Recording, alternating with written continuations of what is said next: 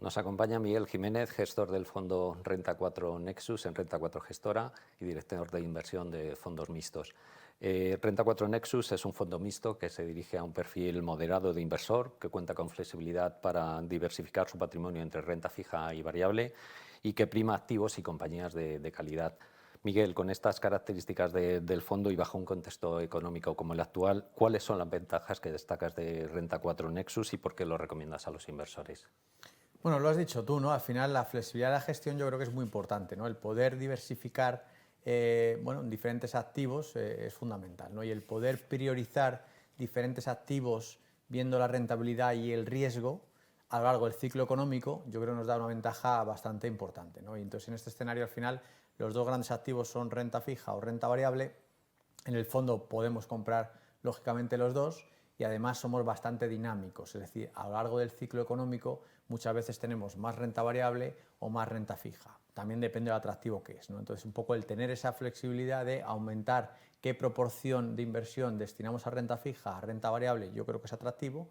El mirar los dos activos también yo creo que nos da una ventaja con respecto a otros fondos. Es decir, quiero decir, nosotros al final lo que se trata es que si tenemos una compañía como Unilever, L'Oréal, que todo el mundo conocemos, podemos analizar qué es más interesante, si estar invertido en renta fija, es decir, un bono de Unilever, un préstamo que le hacemos a Unilever, que nos da una rentabilidad de hoy del 3,5-4%, que no está nada mal porque es un préstamo Unilever, activo muy seguro y tenemos un 4% anual, o intentar invertir en una acción, somos accionistas de Unilever, con mayor volatilidad, porque cuando eres accionista, lógicamente, bueno, tienes un punto de mayor incertidumbre futura sobre los beneficios, ¿no? Entonces, bueno, es un poco la dinámica en la que estamos. Oye, un bono de Unilever al 4%, una acción de Unilever que nos suele estar dando un dividendo o un cash flow libre del 3,5%, en teoría creciente a lo largo del año, ¿no? O sea, a lo largo de los próximos años.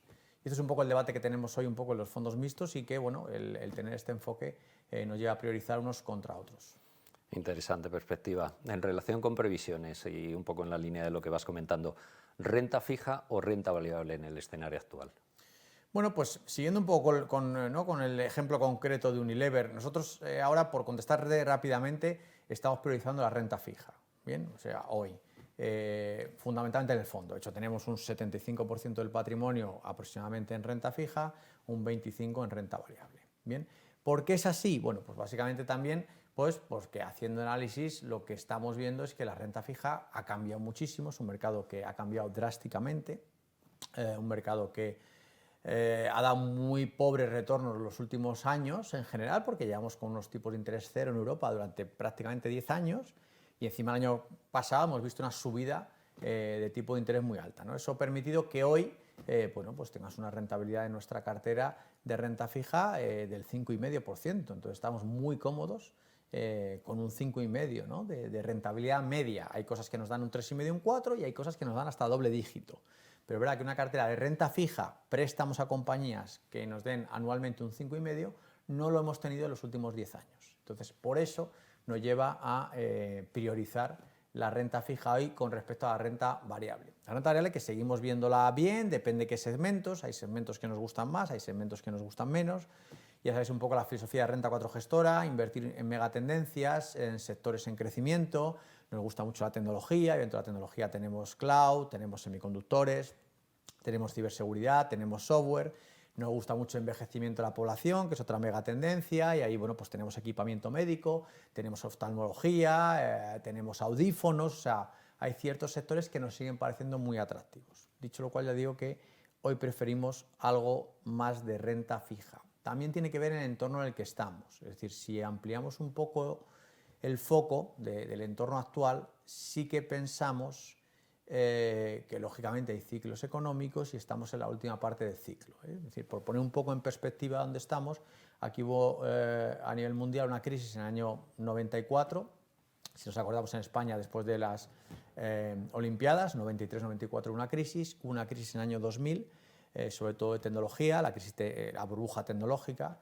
Hubo una crisis en 2008, quiebra de Lehman Brothers, que se alargó un poquito en nuestro país, quizás hasta 2012 por la crisis periférica. Y no hay que ser muy listo para, bueno, en algún momento toca. Hemos tenido un poco la pandemia, que ha sido, digamos, un paréntesis, pero llevamos muchos años relativamente buenos. Y los ciclos duran lo que duran, y cuando empieza a haber inflación, la teoría nos dice que el ciclo se acaba, ¿bien? Porque suben los tipos de interés, como está pasando ahora. Con lo cual, aunque ahora la situación esté más o menos bien para la que está cayendo, en el sentido económicamente que va aguantando, es esperable malas noticias desde un punto de vista económico para el año que viene. Y ese puntito también es el que nos da un poquito de prudencia en renta variable, y como tenemos una alternativa ahora sí, que es renta fija, con bonos al 4, 4,5, 5%, nos hace un poco priorizar la primera variable sobre la segunda. Explicación muy detallada. Para terminar, Miguel, ¿cuáles son las perspectivas del fondo en términos de rentabilidad a medio o largo plazo? Bueno, pues desde aquí la verdad es que, claro, el activo fundamental del fondo, que es la renta fija, hoy tiene una TIR que no ha tenido nunca. Es decir, en los últimos años hemos tenido verdaderos problemas para intentar rentabilizar el dinero del inversor conservador. Es decir, invertir en renta fija, tipos cero, era muy complicado, ¿no? Entonces, los últimos 10 años, la rentabilidad que llevamos de casi el 50%, pues lógicamente para los próximos 10 años es esperable mayor. O sea, es decir, más que nada porque los tipos de interés, o sea, no es algo que digamos estemos lanzando las campanas al vuelo, pero es verdad que la cartera de renta fija en los últimos años nos ha dado una TIR mucho menor porque los tipos de interés estaban en cero, y hoy la cartera de renta fija, que es la parte fundamental de la cartera, nos da una TIR bastante mayor. Entonces, desde aquí, desde luego, que la rentabilidad debe ser muy mayor, sobre todo por esto que estoy contando. O sea, tampoco estamos haciendo grandes predicciones de esta compañía sino que, oye, la parte de renta fija, préstamos a compañías, es cuestión de tiempo, como ya estamos viendo este año, que vaya aumentando la rentabilidad del fondo, aunque sea vía los cupones que nos pagan anualmente.